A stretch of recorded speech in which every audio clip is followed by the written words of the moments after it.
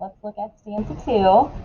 It says, yet a few days in thee the all-beholding sun shall see no more in all his course, nor yet in the cold ground where thy pale form was laid with many tears, nor in the embrace of ocean shall exist thy image. Earth that nourished thee shall claim thy growth, to be resolved to earth again. In loss, each human trace, surrendering up thine individual being, shalt thou go to mix forever with the elements, to be a brother to the insensible rock and to the sluggish clod, which the rude swain turns with his share and treads upon. The oak shall send his roots abroad and pierce thy mold. What happens to us when we die, according to this stanza? Yeah, we become part of the earth when we die, right?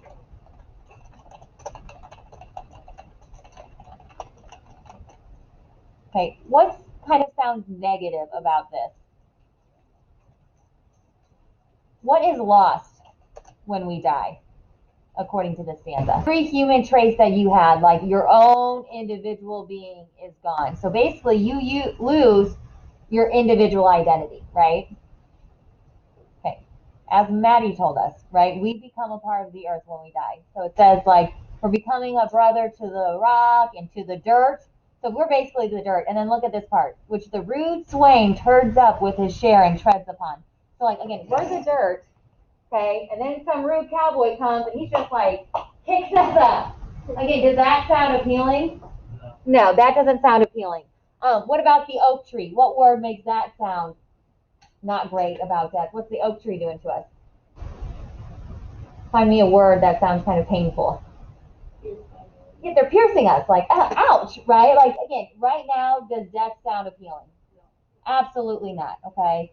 Let's look at these questions really quickly, and then we'll get to stanza 3. Don't worry, there will be a turnaround, okay? Remember, polysyndeton number 8, that's the repetition of our fan voice. So, for, and, nor, but, or, yet, so. Let's look at those and then highlight them, all right? So, nor. Oop, there's an and up here.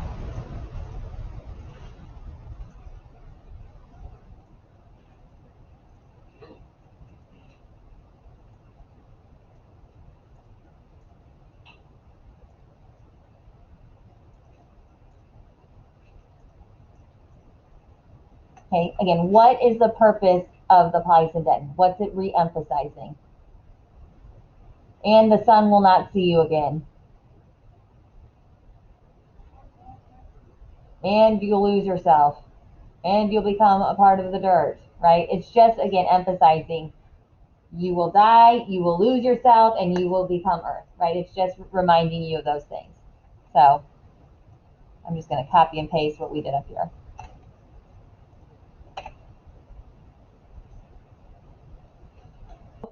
Which two fan voice lets us know that there's going to be a total shift in thought? But and yet. Okay, so look, thank goodness this stanza starts with a yet. So we were just afraid of death. It sounded miserable. That darn oak tree is piercing me. I don't want that, right? So, but yet we're going to have a shift. Now we're going to start seeing the better side of death. Okay, so try to find some positive things in this stanza. It says, yet not to thine eternal resting place shalt thou retire alone, nor couldst thou wish couch more magnificent. Okay, look at the word couch. I've highlighted that purposely, okay? What kind of connotation is surrounded with the word couch? How does that make you feel? Think, how might you feel when you cozy up to your couch? Comfortable, okay, that is part of it. Death is comfortable. So we're going to track some more kind of comfortable word choice and phrases within this stanza. Find me, just in these first opening lines, some more kind of comforting phrases and words. Yet not to thine eternal resting place shalt thou retire alone.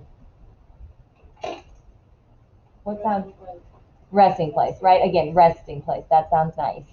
We could all use a little rest. What else? Think, what am I really looking forward to in like 57 years? Woo, retire. 57. Oh my gosh, I feel like I have to teach forever. They keep changing the rules. It's like I'm going to be trying to get up these stairs with my walker and bad hips. I don't know what I'm going to do.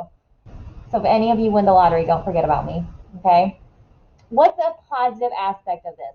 Like, it's acknowledging a fear about death. A lot of people are like, I don't want to leave everyone, right? Like, that's a big fear of mine. How do they kind of console you here in these opening lines? You're not alone, right? Like, that is comforting. Okay, and look who we're with, you guys. This is so positive. Thou shalt lie down with patriarchs of the infant world, with kings, the powerful of the earth, the wise, the good, fair forms and hoary seers of ages past, all in one mighty sepulchre. Okay, this is a metaphor here. Okay, in red. Oh my gosh, that's green. Okay, in red, that's a metaphor. It's just like our tomb. And what is our tomb? Think, what do we become? We become dirt. So our tomb is like earth itself, which is nice. Okay. Remember, they said we're not alone. Look at all the people we're with. He intentionally lists a bunch of strong, powerful, great people. He doesn't list like, hey, you're going to be hanging out with all the perverts and like the losers of the world, right? He intentionally leaves those people out, right? We're pretending like we're just with the good because, again, what kind of feeling does he want us to have about death? A good one, right? He wants us to have a positive feeling, okay? So our tomb is earth. And now, like, I'm sure you've visited a cemetery before. We probably have like grandparents or something that died. A lot of people, when they visit someone, what do they bring with them? Yeah, like flowers to decorate the tomb. Okay, but because Earth is our tomb, look at what our decorations are. Okay, the hills, rock ribbed and ancient as the sun, the vales stretching in pensive quietness between the venerable woods, the rivers that move in majesty, the complaining brooks that make the meadows green and poured round all old ocean's gray and melancholy waste are all but the solemn decorations of the great tomb of man. Right? Our decorations are all of like the most beautiful things that you can imagine that we see in nature, right? The hills, the woods, the rivers, the beautiful meadows, the oceans, like all these picturesque things, those are our decorations, like even more grand than like the rose I bring to my grandma, okay? Says the golden sun, the planets, all the infinite host of heaven are shining on the sad abodes of death through the still lapse of ages.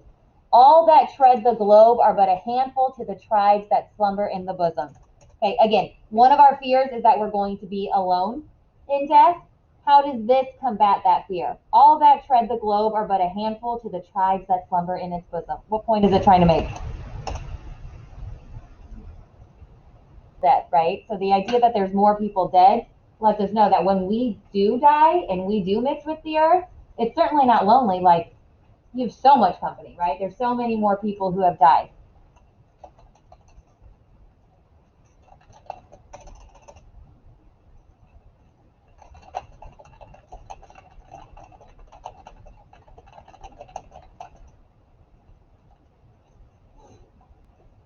Right. He says, take the wings of morning, pierce the bark in wilderness, or lose thyself in the continuous woods where rolls the organ and hears no sound, save his own dashings, yet the dead are there, and millions in those solitudes, since first the flight of years began, have laid them down in their last sleep.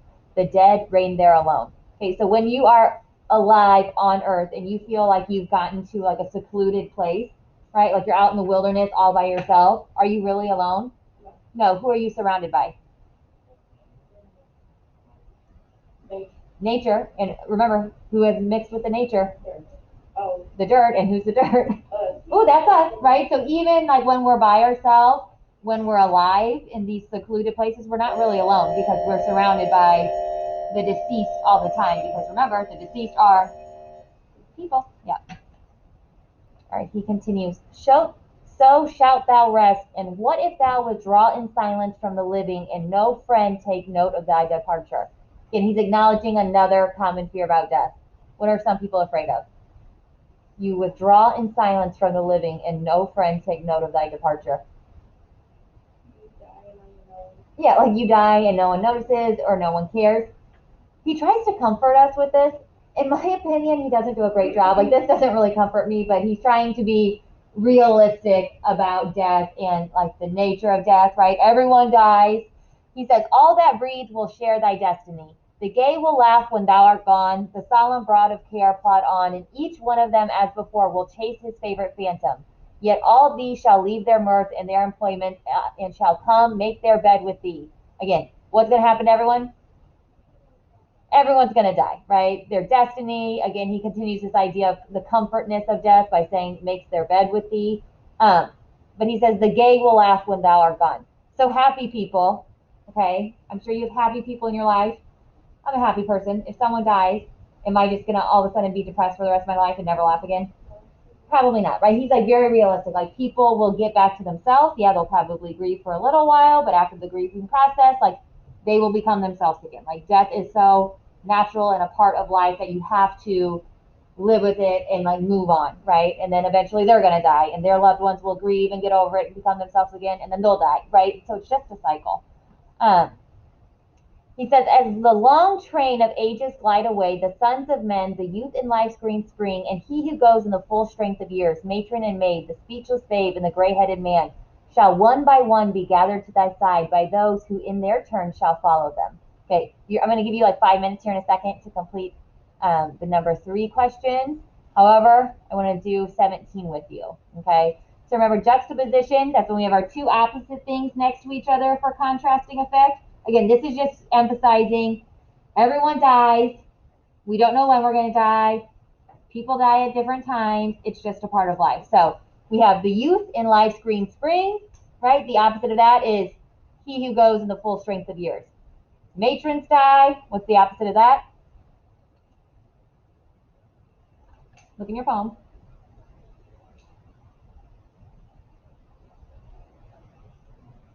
Maid. Okay. Ooh. And then we have a gray-headed man. What's the opposite of that? That's our speechless babe.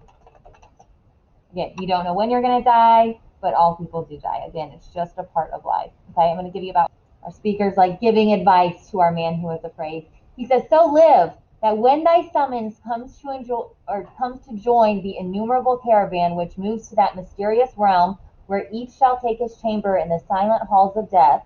Okay, find me details that again suggest everyone dies. Find me 2 details that suggest everyone dies.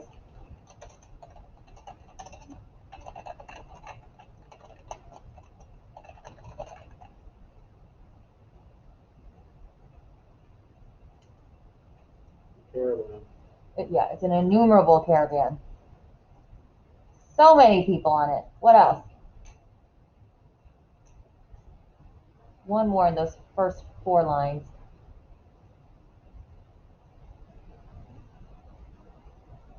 The halls, on halls. The halls.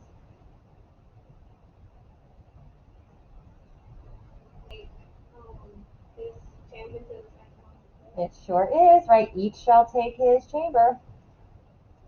Good.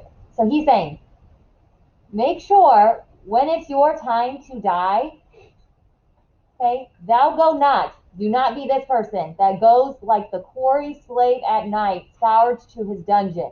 Okay, if someone was taking you and you knew they were bringing you to a dungeon to be their slave, are you just going to be skipping along beside them? No, what are you going to be doing? Yeah, like fighting, screaming, like I'm picturing like your heels, right? Like grating as they try to drag you there. He's saying don't be like that. Again, why do we not need to be like that? What's death like? Think of that retirement. It's comfortable, right? And he restates that here. Don't be like that person, but sustained and soothed by unfaltering trust, approach thy grave like one who wraps the drapery of his couch about him and lies down to pleasant dreams. Okay? Don't be the person fighting it. Pretend like you're going to go on your couch and watch Netflix and you grab your big blanket, right? Ooh, cozy up to it. Again, because death is comfortable. Okay? So that's what's being juxtaposed here, right? Our opposites next to each other. Don't be the person who's terrified of death, right? It's okay. It's going to be good. Okay? Death is comfortable. Why do you think he intentionally put this part of the sentence by itself, like this clause? So live, that when thy summons comes to join the innumerable caravan. Why is so live by itself? What kind of advice is he giving them? Live your life. Like, yeah, do not spend your whole life like not living because you're so afraid about what happens next. Like, don't miss out on the great things in life because you're afraid of death, right?